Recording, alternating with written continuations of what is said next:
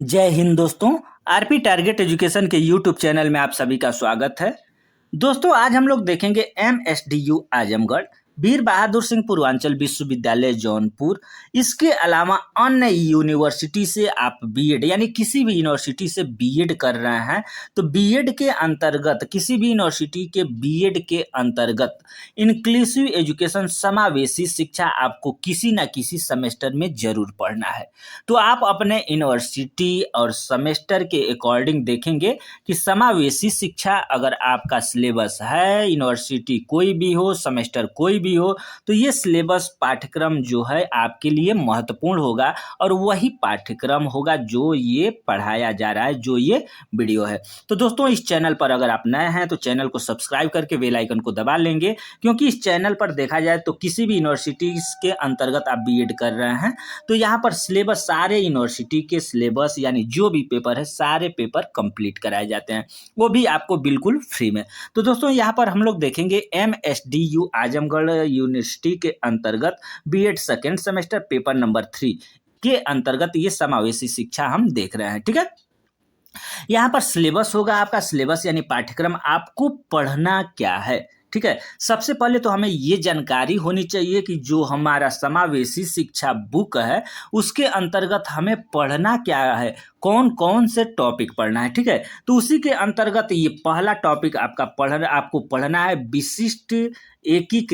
विशिष्ट एकीकृत उपचारात्मक एवं समावेशी शिक्षा।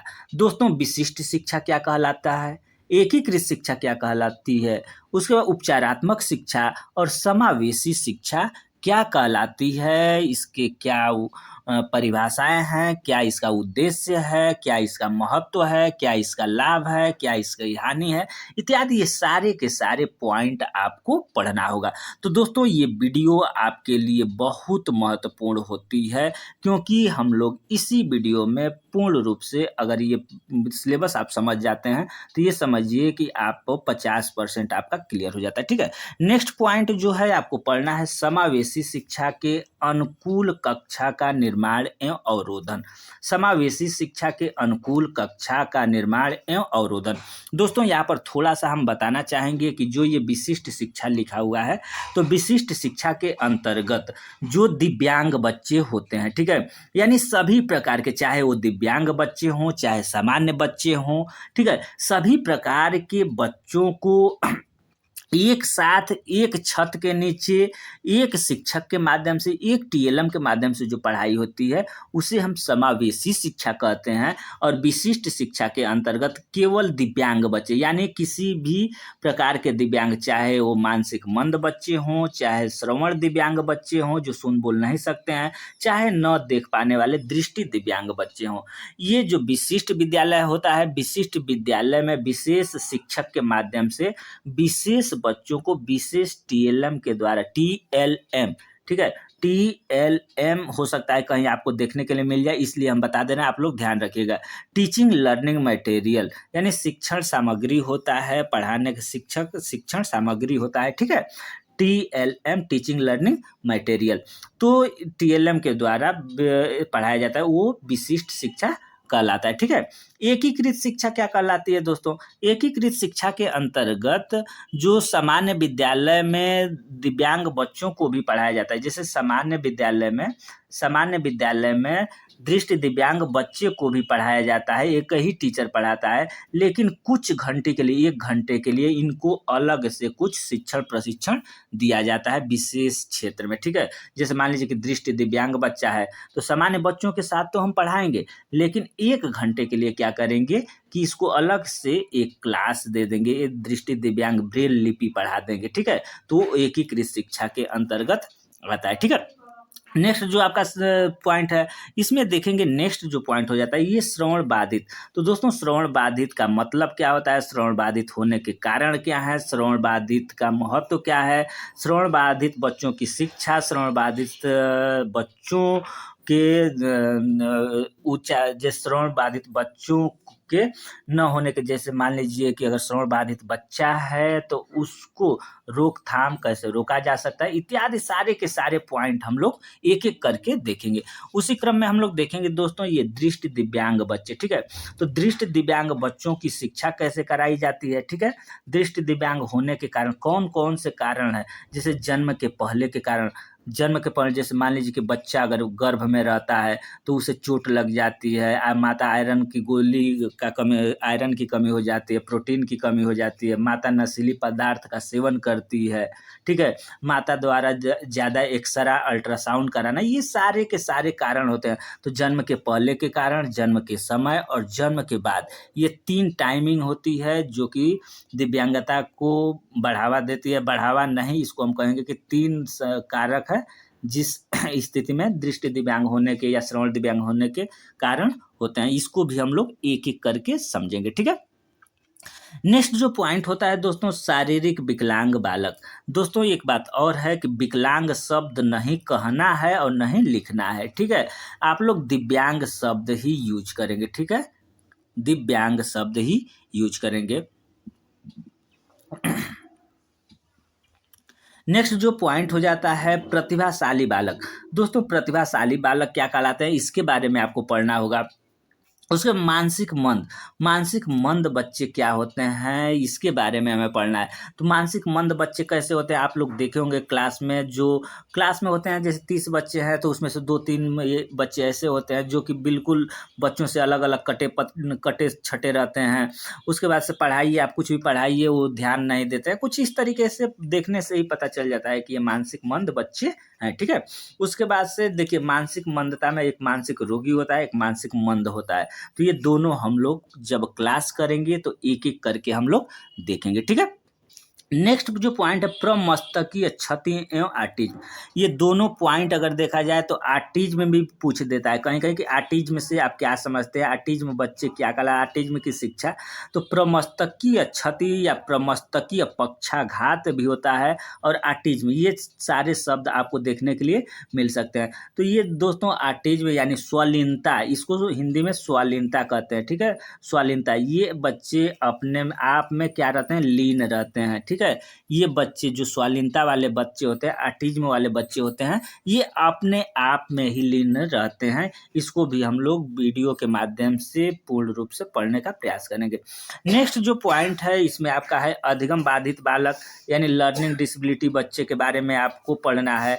उसके बाद 10वां पॉइंट है संवेगात्मक रूप से अशांत बच्चे, यानी संवेगात्मक रूप से अशांत बच्चे क्या होते हैं, इसके भी बारे में आपको पढ़ना है, ठीक है।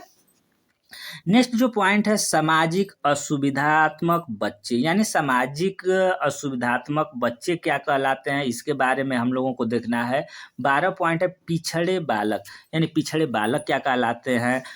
नेक्स्ट जो पॉइंट है मंद अधिगामी बालक, यानी मंद अधिगम बालक, स्लो लर्नर। स्लो लर्नर के बारे में थोड़ा सा हम बताना चाहेंगे कि जो ये स्लो लर्नर यानी धीरे धीरे सीखना, आप क्लास में बच्चों को पढ़ा रहे हैं लेकिन वो पूर्ण रूप से सभी बच्चों के साथ सामान्य रूप से नहीं सीख पाते हैं, ये स्लो लर्नर कहते हैं। स्लो, धीरे धीरे सीखते हैं किसी चीज़ को, ठीक है। ये नेक्स्ट जो पॉइंट है वो आपको पढ़ना है स्वास्थ्य से संबंधित समस्याएं एवं अपवंचित समूह, ठीक है। ये 14 नंबर का पॉइंट हो जाता है। 15 नंबर आपको पढ़ना है संसाधन शिक्षक की भूमिका एवं समृद्धि शिक्षक कौशल। तो दोस्तों अगर देखा जाए तो आप लोगों ने स्पेशल बीएड का नाम सुना होगा, ठीक है। स्पेशल बीएड का नाम सुना होगा या स्पेशल डीएड का नाम सुना होगा। नहीं सुने हैं तो ये जो स्पेशल बीएड होता है, स्पेशल डीएड होता है, ये दिव्यांग बच्चों को पढ़ाने के लिए, जैसे आप सामान्य बीएड करते हैं उसी तरीके से स्पेशल बीएड होता है। तो स्पेशल बीएड वाले बच्चे सामान्य बच्चों को भी पढ़ा सकते हैं, स्पेशल फील्ड के बच्चों को भी पढ़ा सकते हैं। तो जो स्टूडेंट स्पेशल बीएड किए रहते हैं उन बच्चों को ये संसाधन शिक्षक के रूप में जो ये सर्व शिक्षा अभियान है उसके तहत नियुक्तियां आती रहती हैं। अब तो अगर देखा जाए तो जो स्पेशल बीएड किए हुए हैं इन सभी को सामान्य विद्यालय में सामान्य शिक्षक की तरीके से ही रखा जा रहा है। अब प्रत्येक विद्यालय में एक शिक्षक रखने का प्रावधान भी चल रहा है, ठीक है। नेक्स्ट जो पॉइंट है दोस्तों, अगर देखा जाए तो ये 16 नंबर का है, कौशलों के विकास के लिए आकलन।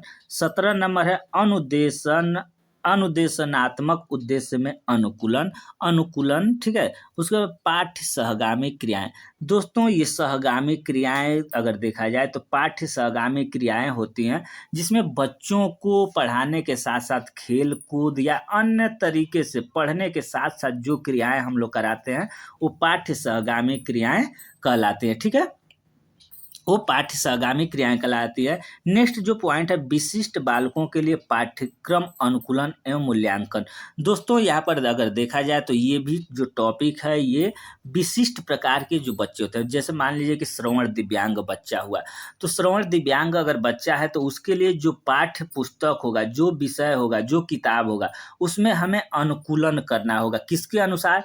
तो उस बच्चे के अनुसार हमें पाठ्य पुस्तक में अनुकूलन करना पड़ेगा ताकि ये भी बच्चे अच्छी तरीके से सीख सकें, समझ सकें, ठीक है। इन लोगों के प्रश्न उत्तर में मूल्यांकन करने की स्थिति में जो भी पढ़ाना है, जो भी चीज़ है, जो भी विषय वस्तु है, उसको चित्रात्मक ज़्यादा करेंगे कि देख करके बच्चे समझने का प्रयास कर सकें। ये आपका पाठ्यक्रम में अनुकूलन होगा, ठीक है। उसके बाद दोस्तों नेक्स्ट जो पॉइंट है ये लास्ट पॉइंट है 20 नंबर, समावेशी शिक्षा के लिए शिक्षक की तैयारी। यानी जो समावेशी शिक्षा चलाई जा रही है उसमें शिक्षक की तैयारी के बारे में आपको पढ़ना है। दोस्तों यहाँ पर नोट्स देखेंगे, नोट क्या लिखा हुआ है, इन सभी विषय वस्तु का फ्री में पीडीएफ वीडियो देखने के लिए इस चैनल को सब्सक्राइब करें, बेल आइकन को दबा लें।